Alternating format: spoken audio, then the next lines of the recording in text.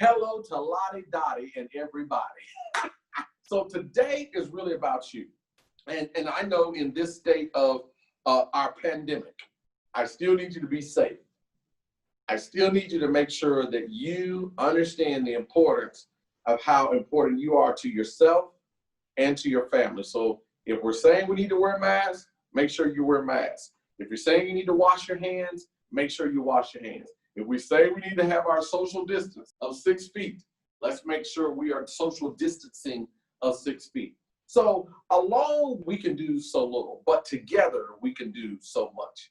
I would highly encourage you with the speakers that have come before us, whether it was earlier today or even before today, or make sure that you are taking notes to ink it so you can rethink it. Everything that you're looking to do is about what you're looking to achieve. It's about how you're going to take your goals and dreams as student leaders and take them from average to awesome, to take the tools as a Pinckney scholar and say, these are the things that I've got to apply back at my high school. These are the things that I've got to apply back in my community. These are the things that I've got to apply back into my faith-based settings. Leadership is leadership, everyone. How do I see things a little bit different? What do I do to make sure that I'm in a position to do what I need to do? The key word is networking. Why is it important for you to network? As you network, you will know your net worth. Now, why is that important for you? You are not going to college just to have an experience as it relates to college. You're going to college to have an experience as it relates to a career. And Mr. Pinckney put things in place for leaders just like you at an early age to understand that you may already know what you want to do. And then others of you, Logan, you may say, I'm not 100% sure, but I know I'm going to college. It doesn't matter if you don't know. What matters is the fact that you're trying to grow. Leadership is the art of giving people a platform for spreading ideas that will work. That's what Ms. Oden's doing. She's giving you a platform. And let me share with you what's so critical about a platform, because she had to pivot.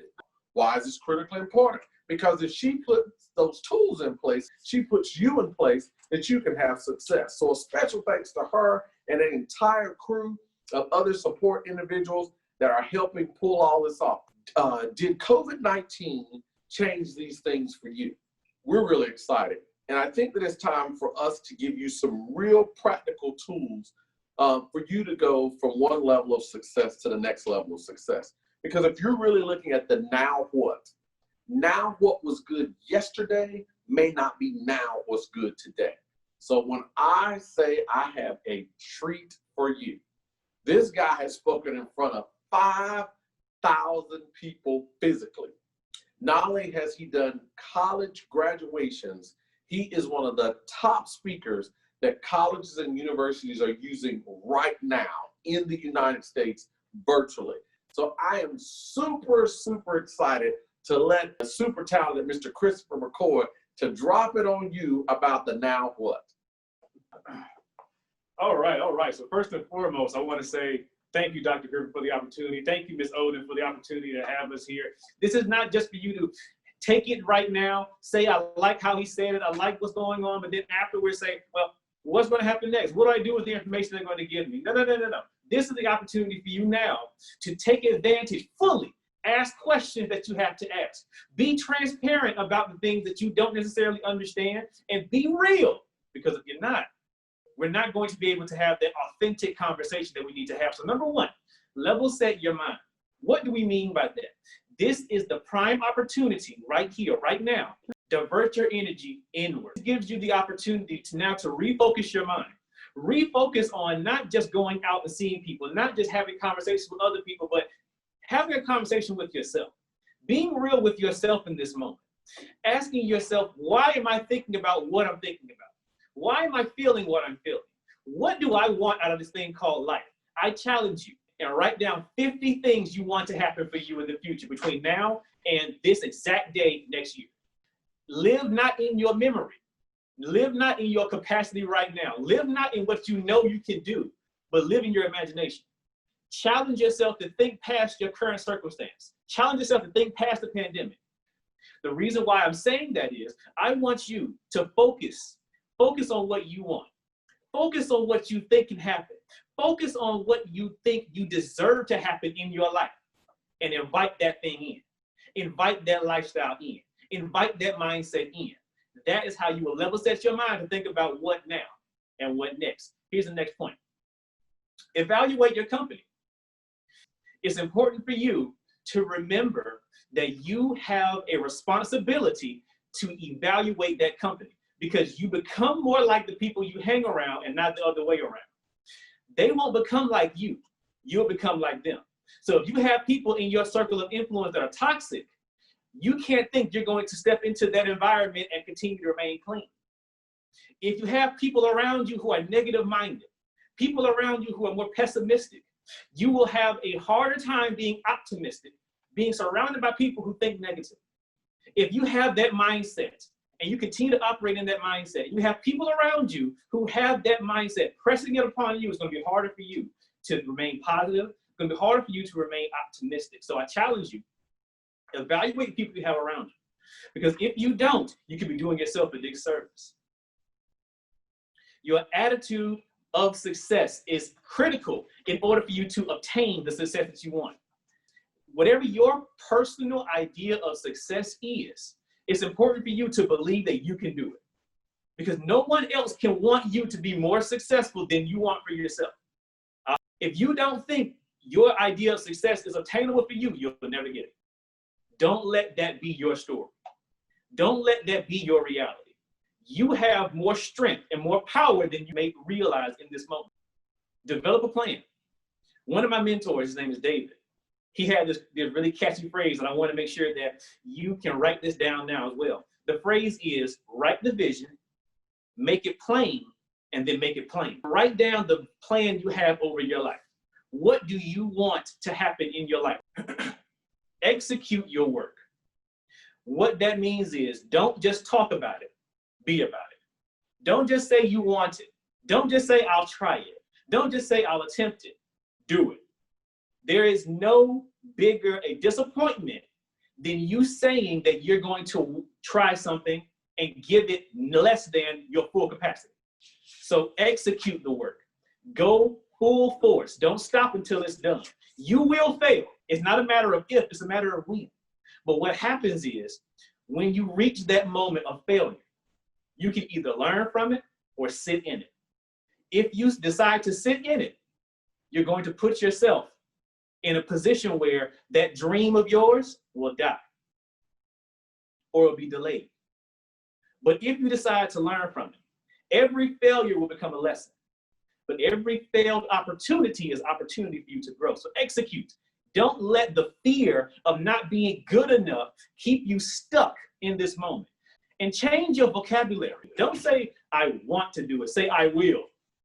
It must happen. I'm going to. Speak that thing into your life, because your words have so much power. You invite what you want into your environment by how you describe it. So remember to execute your work to the fullness of your potential. And don't be limited to your confines of right now. Here's the next point. Respect yourself and each other. If you are going to put yourself in a position to be successful, you have to treat other people not the way you want to be treated, but treat them the way they want you to treat them. The standard is what they set for them.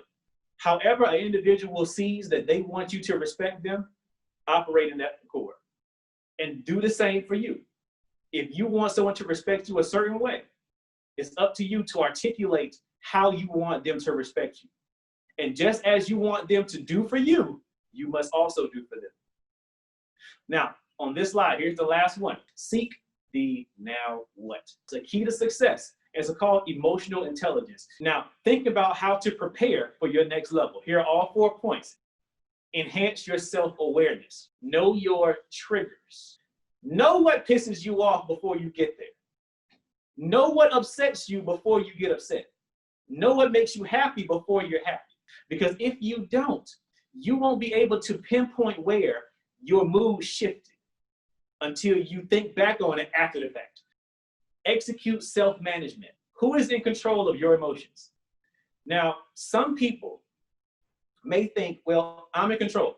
I'm in control. And that is a very good answer. And ideally, you should be in control. But can I give you a different perspective?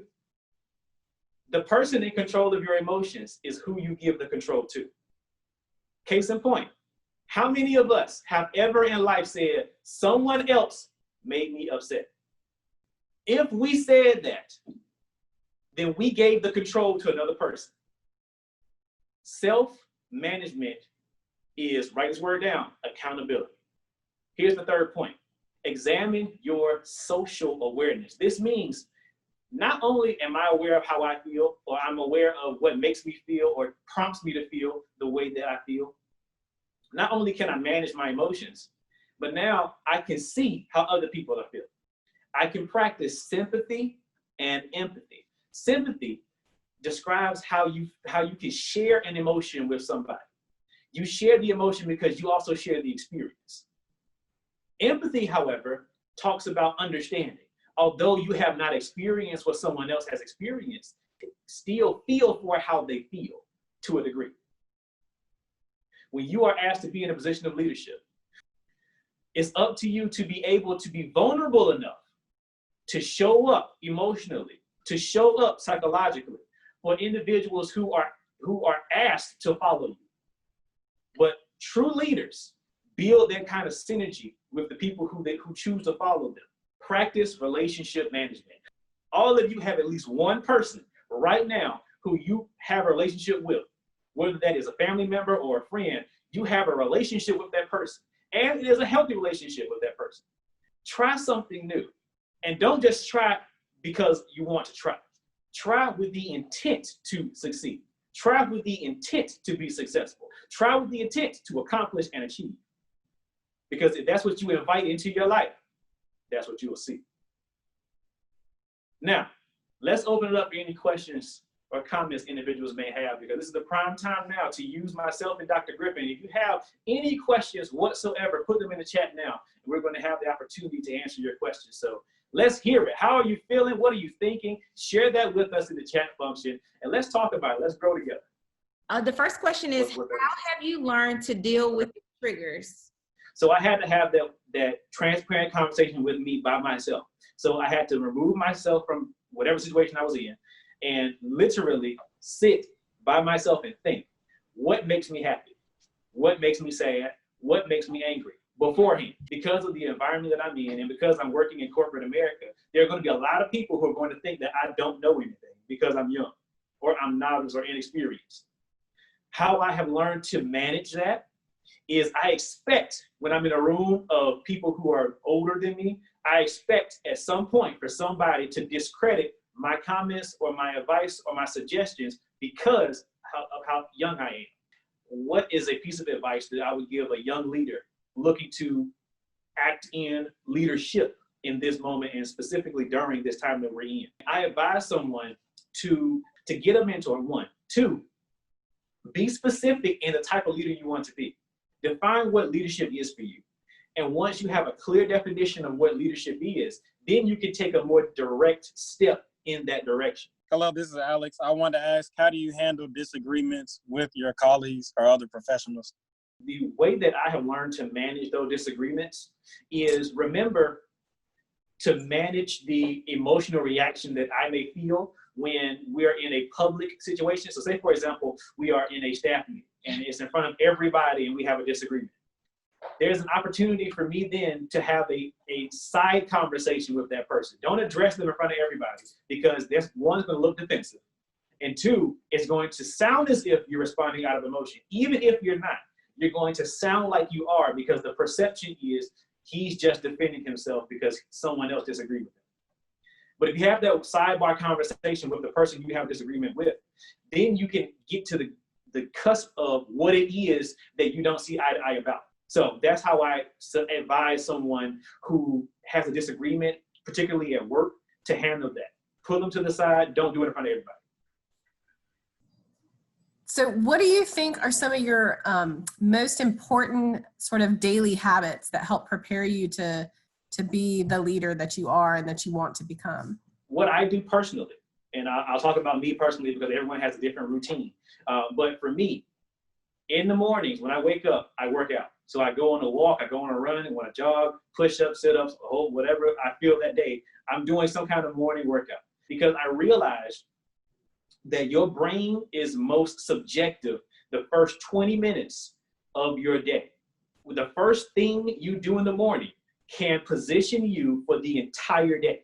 After I do my workout and my devotion, then of course have breakfast or whatever, get ready for the day, those things. But the critical things that I want everyone to understand is put whatever stimulus in the morning that you're going to put into your mind, make it positive. Make it something that's going to be uplifting and something that's going to be joyful. Because if you don't, you can position yourself to have a negative disposition going into the day. All right, so I think we are about to wrap it up. Again, thank you, thank you, thank you, and thank you for the opportunity. We want you to be successful. And the bottom line is we want you all to be successful, and however you determine success is for you. So thank each and every one of you for being here. And to my young leaders, hold on to the information, execute, apply the information, and you'll put yourself in a position to understand that there is no more average, there's just awesome.